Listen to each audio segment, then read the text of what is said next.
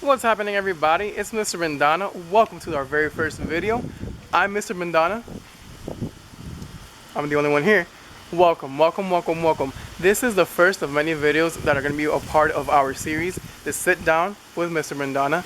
And for this first video, I want to invite you guys to relax, sit back, and get ready to talk about a pretty heavy issue that's going on with our society, what it is, and how to deal with it. Get to it.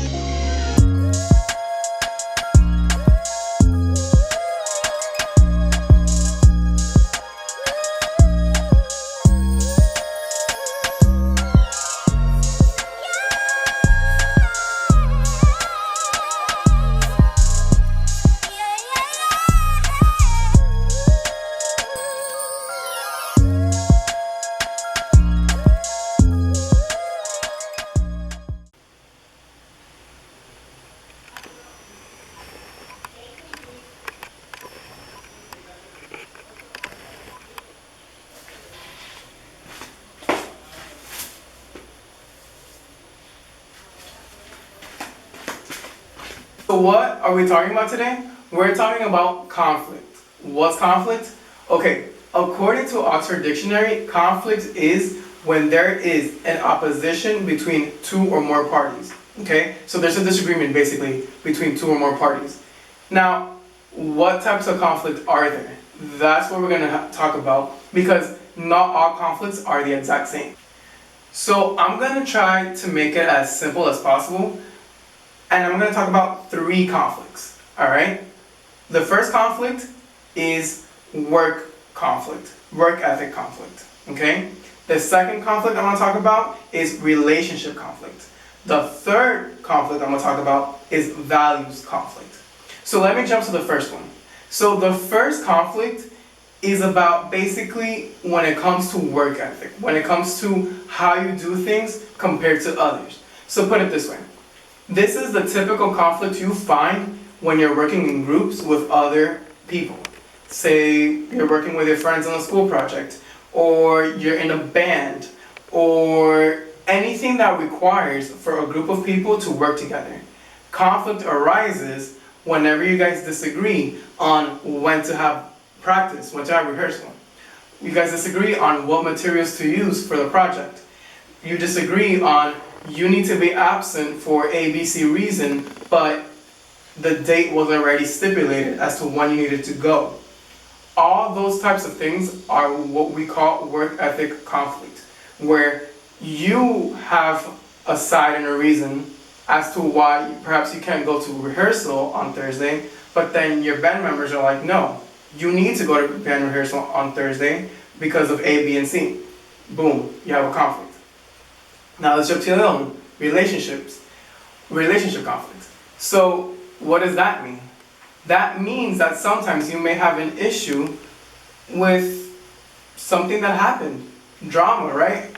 Middle school. Middle school, there's gonna be a bunch of drama. Why were you talking about me to everybody at school today? I don't appreciate that whatsoever. Stop it right there. I did not say anything. Don't come at me like that. Chill. Relationship conflict.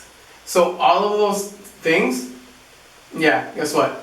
When there's two people that disagree on something, that is going to cause conflict. The third type of conflict. This is the conflict, ladies and gentlemen, that basically sums up what's been going on for the last couple of years and for most of history. Value conflict. Why values conflict? Well, as individuals that we are, we have different beliefs, different ways of thinking. And we do so, we think the way we think because of our surroundings, because of our experiences, because of what we were taught since we were babies. So what is regarded as a conflict here in the US may not necessarily be a conflict in, say, China. Or it may not be a conflict in, say, Colombia. Or it may not be a conflict in, say, Angola. Or it may not be a conflict in, say, Spain. So all of those differences in cultures, differences in nationalities, differences in religion, differences in political beliefs, all those things have a really deep impact when it comes to what's going to make a conflict for you. Perhaps you're going to see something and you're going to think about it in a different manner, and you might not think it's a big deal. Yet if you were to talk to someone else, they would look at you crazy and say, and ask, what are you talking about? Why aren't you, you're supposed to be a part of this, where's your thinking at? So, because there's different ideas though, there's a conflict. So then the question is, how do you solve all this conflicts? What do you do? Because sometimes it can be really unbearable. Sometimes it can be really strong. Sometimes it breaks friendships. Sometimes it creates wars. So what do you do? Well, the first thing you gotta do always is embrace the conflict, right? So you can't run away from it. If you actually want to solve it, you have to understand what the conflict is, why did it start, why does it keep going, and then try to find ways to solve it. That's the first thing. So then the second thing is going to be communication. Communication is going to be key. Sometimes it could be you just talking to whoever is involved, just you and that person. Sometimes it means bringing in a third person to judge what's going on. Sometimes it means an organization, right? So obviously, you're not going to solve conflict between two countries the same way you would between two people. That's just not going to work. So, but at the end of the day though, there is one common aspect between everything, and that's communication. Seeing both sides, hearing both sides, and just figuring out what they had to say and why. So seeing the different perspectives that are going on. Seeing why this person thinks it's a conflict, seeing why this person doesn't think it's a conflict, and then trying to come to terms with both of those things. The third type of way to solve it is the most difficult of them all, because even adults are not capable of doing that sometimes. And that's agreeing to disagree. What is agreeing to disagree? Basically, I accept your viewpoint, I accept your perspective, I don't agree with it, but whatever. I have a life to live, so let's just move on. That is pretty difficult to accept, pretty difficult to perform, to do, because it means sometimes you just have to swallow your pride and lose. And we're human beings. We don't like losing. So when it comes to that, it takes a different type of maturity to be able to achieve that. So at the end of the day, are all conflicts solvable? No, not really.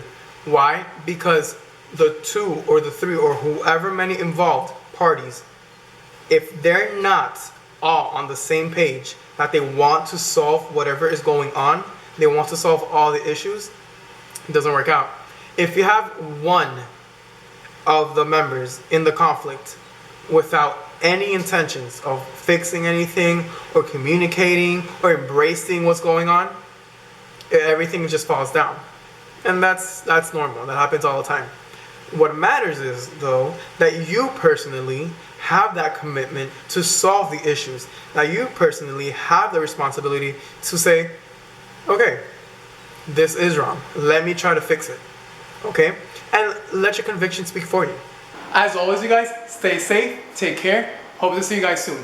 Bye!